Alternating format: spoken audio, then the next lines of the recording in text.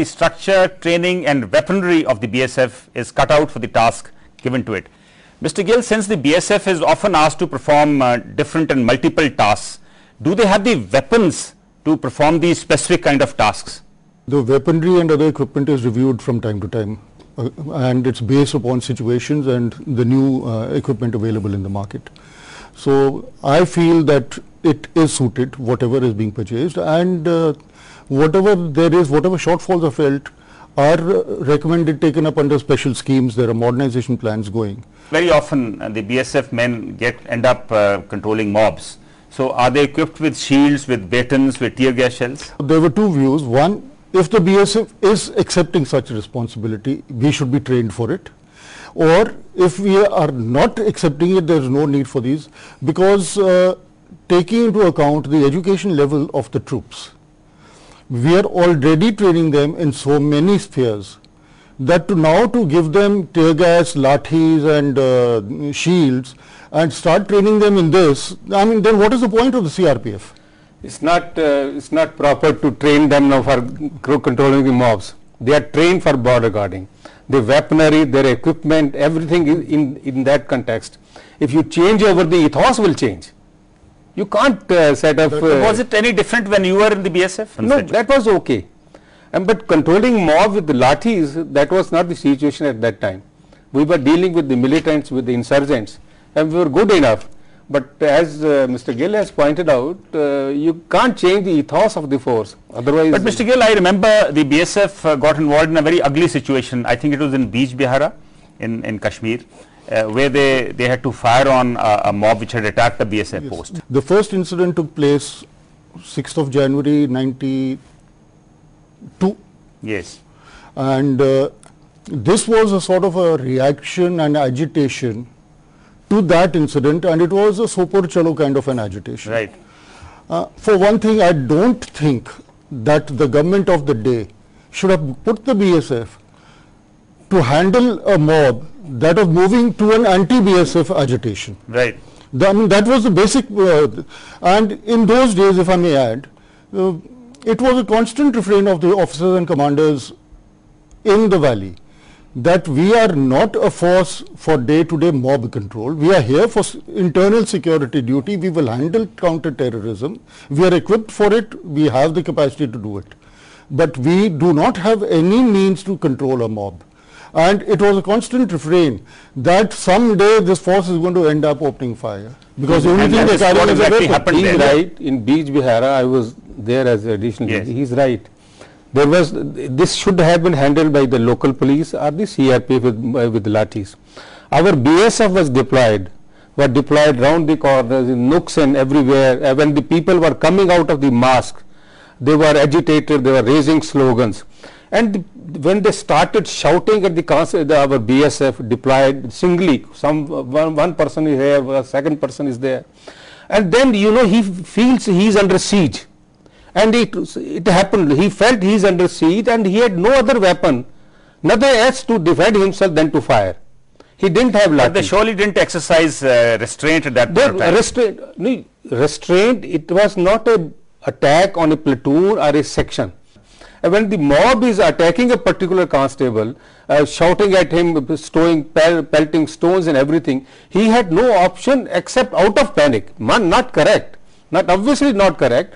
He was not trained to handle singly and such a mob. He fired, and that is how the killing took place. That was the people died. Mr. Anand, compared to the BSF, do you think since you keep getting cases from all paramilitary forces and all police forces, is CRPF worst placed? It's worst placed due to its role itself, because CRPF is, like has been discussed, it is performing duty with a lathi to control a mob. It is performing duties fighting Naxalites, which are now organized. That's why the CRPF in the other lingo is often referred to as the So difference in the role, like controlling a mob with a lathi and then fighting the Naxalites with the same training that is provided to a Jawan in 9 months. So their, like has already been discussed, the training needs to be improved. But for the experience that you have with the lessons learned, do you think we need amendments in the BSF Act itself now? When they say on active duty, then the gravity of the offence is more. So here when they say offence is done on active duty, government for such roles which are not provided for in the acts, by notification says even the duties done in internal security or on counter-insurgency duties is also active duty. So that caters to the provisions that are provided in the act itself. Mr. Dhaliwal, cadre management is another issue which has been talked about. There is a feeling that there aren't enough promotional avenues as far as the Jawans are concerned, and the last 2 pay commissions have also contributed to that. Is that right? Yes. Before the 5th pay commission, a constable for his promotion to head constable, now he had 2 other levels, that was Last Naik and Naik. But in the 5th pay commission, these 2 ranks were abolished, and now a constable gets promoted directly to the rank of head constable, though it sounds very good. But it takes about 22 years for a constable to reach the level of head constable. Then meanwhile he becomes due for his voluntary retirement, because after 20 years he can go for the voluntary retirement. Now waiting for 22 years for any person to remain in one single rank. I think that's an issue which definitely the BSF management needs to. Officer cadre. What is the highest level a BSF cadre officer can rise up to? Up to the rank of DIG, there won't be any induction on deputation. And the posts of the rank of IG and above, there should be 50% from the cadre and 50% from the by way of deputation. But now what has happened, as the situation now is, that the post of DIGs which should have 100% gone to the cadre, now a status quo has been maintained that those the number of deputationist DIGs in the BSF will remain the same. So that means 100% post of DIGs have not come to the cadre. In a cadre, BSF cadre, which is 3500 plus, there are only 4 posts of additional DGs and 2 posts of special DGs. Yes. Whereas in a small state, the number of posts of additional DGs and special DGs is much more. Now, if you talk about the IPS cadre, sir, you may, agree with me. The total strength of the cadre is let us say 2,500, around 2,500, and the number of posts of additional DGs and above, they are more than 400. Now you see the percentage. So that means even in the officer cadre of the BSF, there aren't enough promotional avenues at the higher level. Mr. Gill, since you were the special DG in the BSF, what is the rationale of not giving more posts to the BSF cadre officers? You need the deputationists in this force. That's my personal opinion, and I have seen it. Why do you need the deputationists in the force? We've been discussing the role of the BSF. Look at the amount of policing that it has to do. And again, personally speaking, out of my experience in Srinagar, I found that tackling of situations when they arose, the IPS officers were better. They handled it. But in that case, don't you think they should have been inducted at the level of maybe the deputy commandant of a battalion or as battalion commanders? Initially they were battalion commanders, but there were state police officers as assistant commandants and deputy commandants initially in the force, and commandants carried on till quite late, but gradually they have been phased out again because of the promotion problem at even the lower levels. So now the IPS officers are only left at the rank of DIG, IG, additional DG. But certainly... But Mr. Gill, don't you think it is unfair that the DG is an IPS officer, the 2 special DGs are IPS officers, and out of the 4 additional DGs, only 1 is from the BSF cadre? I wouldn't say it is unfair.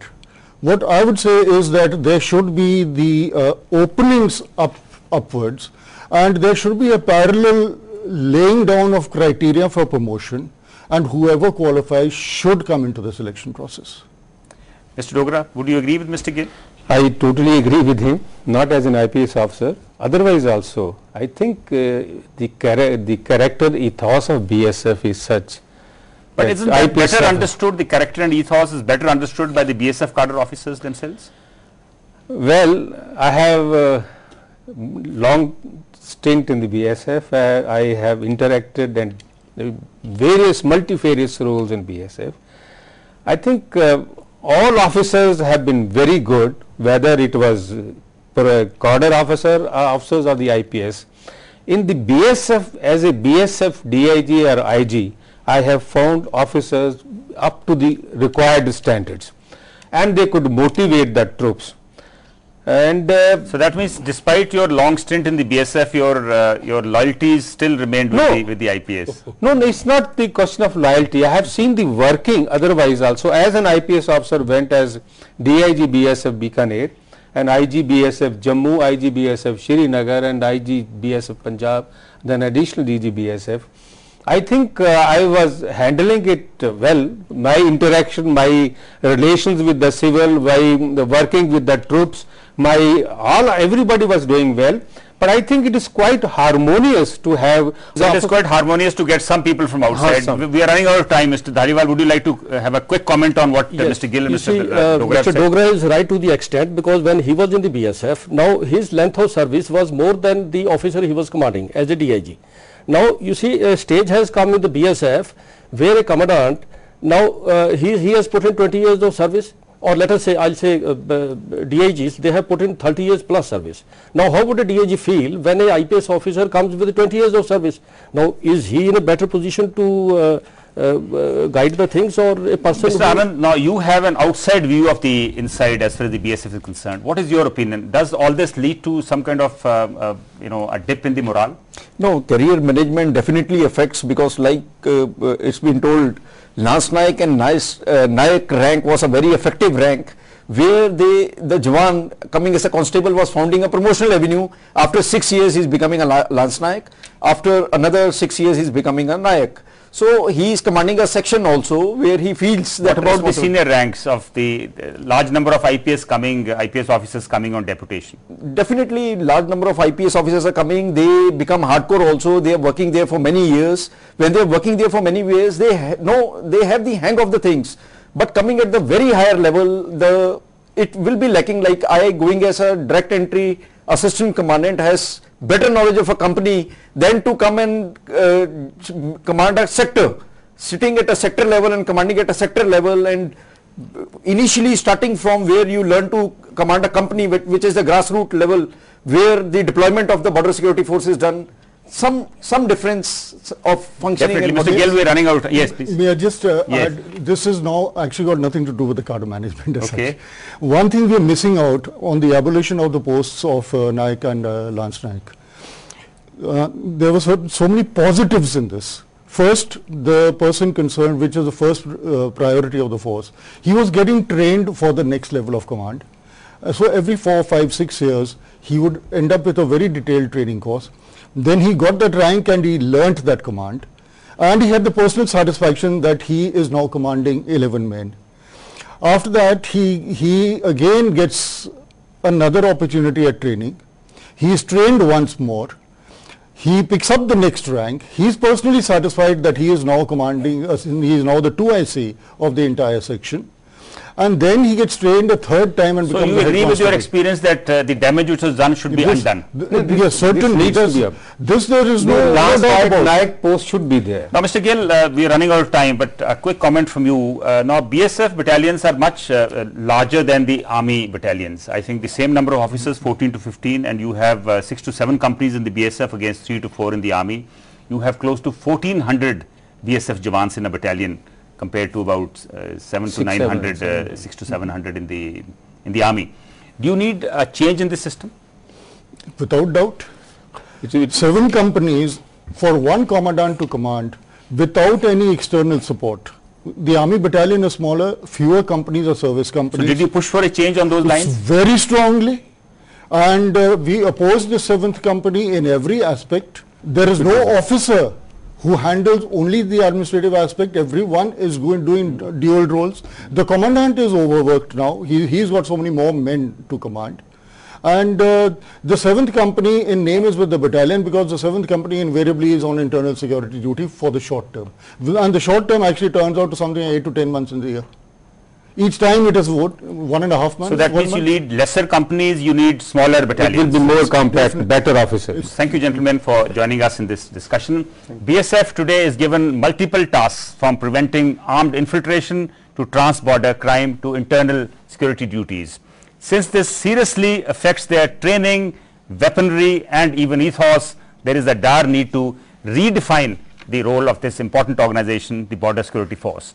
This is all in this episode of Defense Line. Do write your feedback. Next week we meet again. Till then, good luck and goodbye, and for now we meet at the bar.